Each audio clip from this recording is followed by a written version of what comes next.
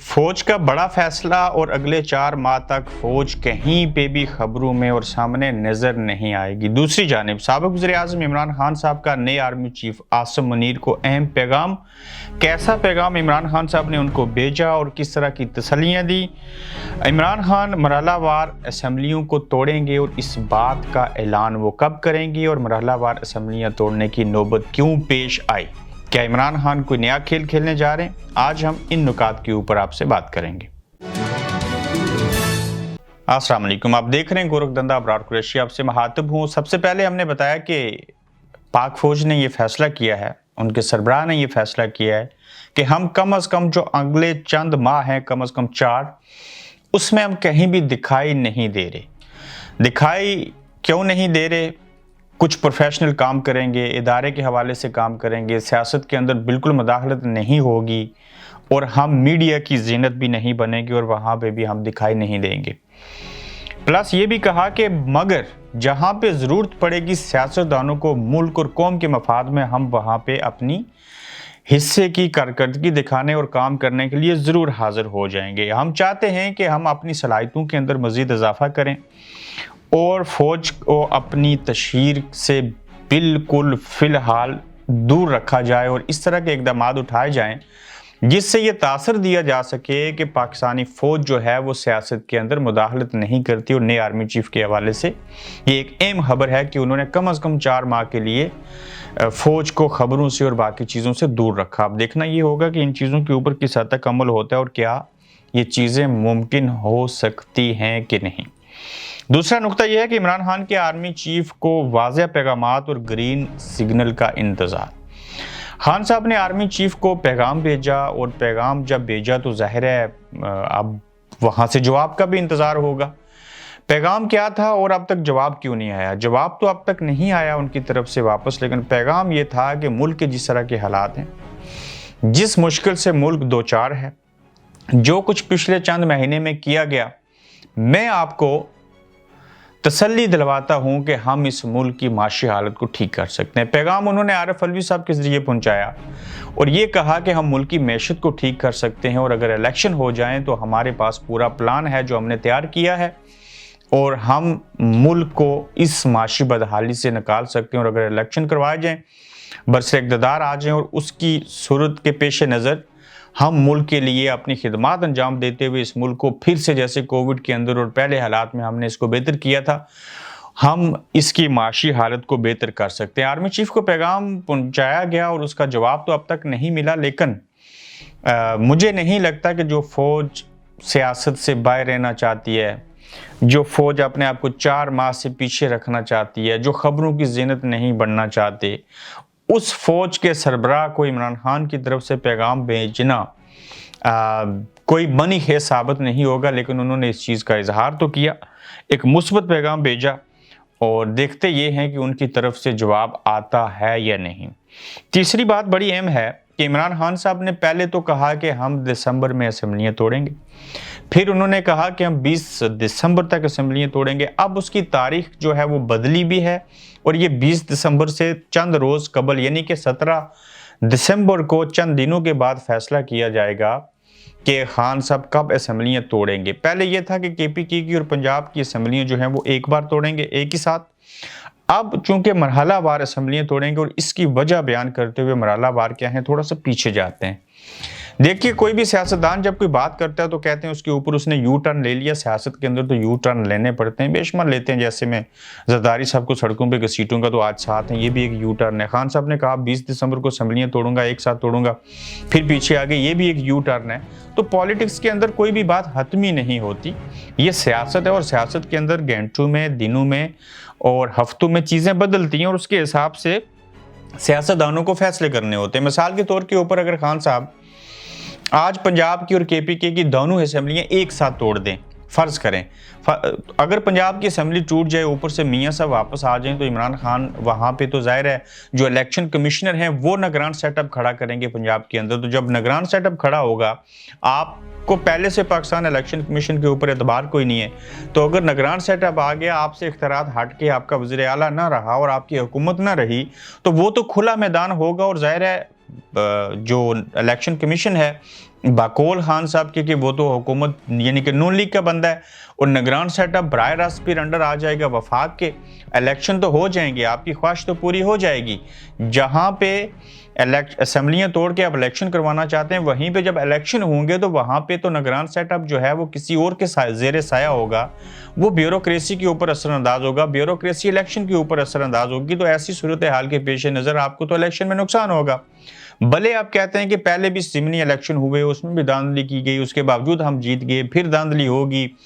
तो हम फिर भी जीत सकते हैं, चूँकि 70% अवाम जो हैं वो हमारे साथ हैं। तो ऐसी सूरत हाल के पेश नज़र असेंबलियाँ तोड़ना बैक वक्त KPK की और पंजाब की, ये किसी तौर भी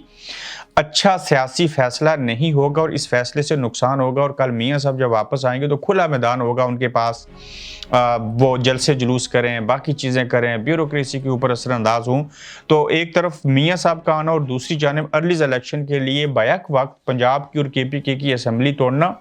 एक गलत बात लगती थी मुझे एज ए सहाफ़ी। तो अगर खान साहब ये बेवकूफ़ी नहीं करते और वाकई उन्होंने अपना ये फैसला बदल दिया है कि अब हम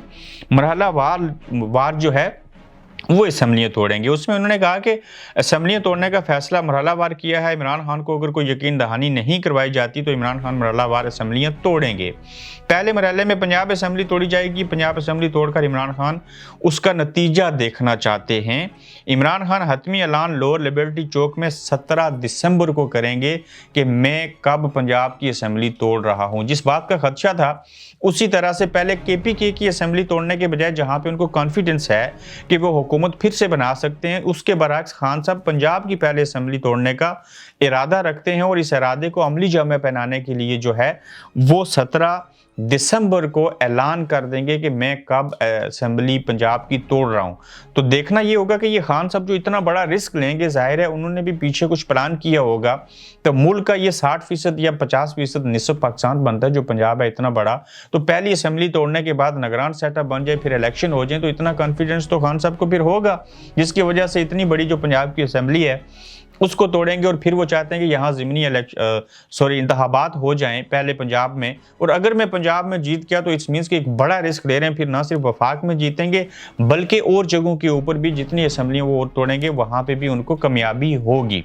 मगर देखना यह है कि कौन सियासत में मुदाखलत नहीं करता, मियाँ साहब वापस कब आते हैं, क्या असेंबलियाँ तोड़ने की बात जब प्रैक्टिकली हो जाएगी तो क्या ये PDM की हुकूमत के लिए एक खदशे की बात होगी, एक सियासी नुकसान की बात होगी। लेकिन ये इतना बड़ा रिस्क है कि अगर असेंबली तोड़ दी और 90 डेज़ के अंदर सिर्फ पंजाब के अंदर इलेक्शन हो गए और ये इलेक्शन इमरान खान जीत गए तो पाकिस्तान की तारीख के अंदर न्यूट्रल रहे अगर इस्टेब्लिशमेंट, फिर इलेक्शन करवा दिए गए तो इसका मतलब ये होगा कि आइंदा वफाकी हुकूमत भी इमरान खान बना लेंगे और बाकी जगहों के ऊपर भी उनकी हुकूमत आएगी। अगर पंजाब वापस नून लीग को मिल गया और PTI ने नून लीग के साथ मिल के पंजाब को वापस ले लिया PTI से, तो इस मीन्स के फिर पाकिस्तान तहरीक इंसाफ के लिए बहुत बड़ा सेटबैक होगा और उनको इन चीज़ों को संभालना मुश्किल होगा। जब ये इमरान खान साहब ने फैसला किया था कि मैं असेंबलियाँ तोड़ूंगा तो उनका मकसद ये था कि हम PDM की हुकूमत जो कि मज़ाकरात करने के लिए कोसों दूर है उसको मज़ाकरात की मीज़ के ऊपर लाया जाएगा। और खान साहब इस चीज़ में कामयाब तो हो गए, उन्होंने मज़ाकरात की न सिर्फ पेशकश की बल्कि हुकूमत ने भी रजामंदी जाहिर की और सिर्फ उन्होंने कहा कि हम खान साहब से बराह रास्त मुज़ाकरात कर लेते हैं। और निचली सतह के ऊपर फवाद चौधरी, असद कैसर समेत जो ख्वाजा साद रफ़ीक थे, ये लोग आपस में मिले जुले भी लेकिन किसी नतीजे के ऊपर ना पहुंच सके। खान साहब की असेंबलियाँ तोड़ने की बात के ऊपर मुज़ाकरात तो शुरू हुए लेकिन इसहाक डार, आरफ अलवी जितनी दफ़ा आपस में मिले वो मुज़ाकरात नाकाम हुए, चूँकि उसके अंदर ये चीज़ उन्होंने कही इसहाक डार साहब ने कि देखें खान साहब को कहें कि इलेक्शंस के हवाले से जो है वो बात छोड़ दें तो बाकी हम उनको नाइल नहीं करेंगे। जैसे तोशाखाना में फैसला महफूज किया गया, आपको गुज़श्ता रोज़ बताया था कि उसके अंदर वो उनको नाइल करेंगे। हम इमरान खान साहब के ख़िलाफ़ नहीं बोलेंगे, हम उनके ख़िलाफ़ कोई केसेस नहीं करेंगे, हम उनको नाइल नहीं करेंगे तो वो नवाज शरीफ की आमद के ऊपर पॉइंट स्कोरिंग ना करें, हमें इलेक्शन नहीं करवाने का नहीं कहें, असेंबलियाँ नहीं तोड़ें और जैसा कैसा निज़ाम है, मुल्क की माशी हालत ख़राब है तो लिहाजा इसको चलने दें। ये तमाम बातें चूँकि इमरान खान का जो नज़रिया था, जो सोच थी, जो वोटर की सोच है ہے اس کے برخلاف تھا. یہی وجہ تھی کہ خان صاحب نے کہا بے شک آپ مجھے نائل کر دیں میں تو بحال ہو ہی جاؤں گا لیکن میں آپ کے ساتھ یہ چیز نہیں مانوں گا. اور انہوں نے آج بھی پیغام جو بھیجا آرمی چیف کو وہ یہی تھا کہ الیکشن کروائیں اور الیکشن کے بعد گورنمنٹ آتی ہے تو ہم آپ کو شیورٹی دیتے ہیں. ہم نے پلان ترتیب دیا کہ ہم ملک کو معاشی حالات پہ ٹھیک کر دیں گے. چونکہ پوری دنیا کے اندر دیکھیں جس نے اکنامکس کا سبجیکٹ پڑھا ہے معاشیات کا یا جس بندے کو تھوڑی سی سیاست کی سینس ہے یہ دونوں چیزیں مل جائیں اور دونوں کے بارے میں آپ کو اویئرنیس ہو تو دنیا پوری کے اندر جب سیاسی عدم استحکام کسی ملک کے اندر ذرا سا بھی ہو اور وہاں سمجھ نہ ہو کب الیکشن ہوگے کب حکومت نہیں بنے گی کب یہ حکومت جائے گی کیسے حالات ہیں تو ایسے حالات کے پیش نظر کبھی بھی کوئی انویسٹر انویسٹمنٹ نہیں کرتا کوئی بیرونی ملک قرضہ نہیں دیتا وہ آپ کے اوپر اعتبار نہیں کرتا. اور سیاسی عدم استحکام کی وجہ سے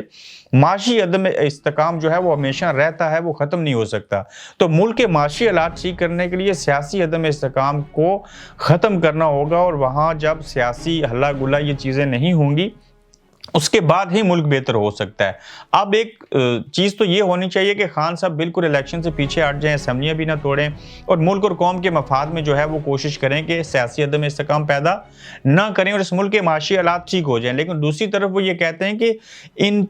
یہ جو لوگ تھے انہوں نے کیسز ختم کروائے یہ رجیم چینج کے تحت آئے یہ امپورٹڈ حکومت ہے اور ہم ان کو تسلیم نہیں کرتے اور یہ ہمارے خلاف کیس بناتے ہیں ساری چیزیں کرتے ہیں تو ان کو اپنے نظریے کے خلاف جانا پڑتا ہے اس طرح کی چیزوں کو مان کے. تو ان دونوں صورتوں کے پیش نظر خان صاحب کو میں ضدی کہوں یا ان کو اپنے نظریے کے اوپر عمل درآمد کرواتے ہوئے دیکھوں وہ جب تک الیکشن نہیں ہوتے ملک کے اندر سیاسی عدم استحکام پیدا کیے رکھیں گے اور اسمبلی پنجاب کا توڑنا بھی سیاسی عدم استحکام ہوگا ایک بہت بڑا. تو ایسے حالات میں ملک کی معیشت جو ہے وہ مزید نیچے جائے گی. تو اس سارے عمل کے دوران جنہوں نے لایا تھا وہ نیوٹرل ہو گئے. سیاستدان ایک دوسرے کے ساتھ بیٹھنا نہیں چاہتے اور حالات اس طرح کے ہیں کہ اب میڈیا بھی آپ کو لگ رہا ہوگا کہ آزادی سے کام کر رہا ہے سیاستدان بھی اپنے اپنے حصے کی پالیٹکس کھیل رہے ہیں میڈل مین جو تھے وہ نیوٹرل ہو گئے اور ایسے حالات میں ملک کا کیا ہوگا یہ چیزیں دیکھنے والی ہوں گی. لیکن آپ ایک سوال کا جواب ضرور دیجئے کہ کیا آپ کو لگتا ہے کہ خان صاحب سب سے پہلی بات اسمبلیاں توڑیں گے اور کیا سب سے پہلے پنجاب کی اسمبلی توڑیں گے اور کیا عمران خان کا پنجاب کی اسمبلی توڑنے کا فیصلہ جو ہے وہ دانشمندانہ ہے یا نہیں؟ اپنا فیڈ بیک دیجئے گا. اگلے ایپیسوڈ میں آپ سے دوبارہ ملاقات کریں گے. تب تک کے لیے اللہ حافظ. آپ دیکھ رہے ہیں گورکھ دھندا ابرار قریشی کے ساتھ.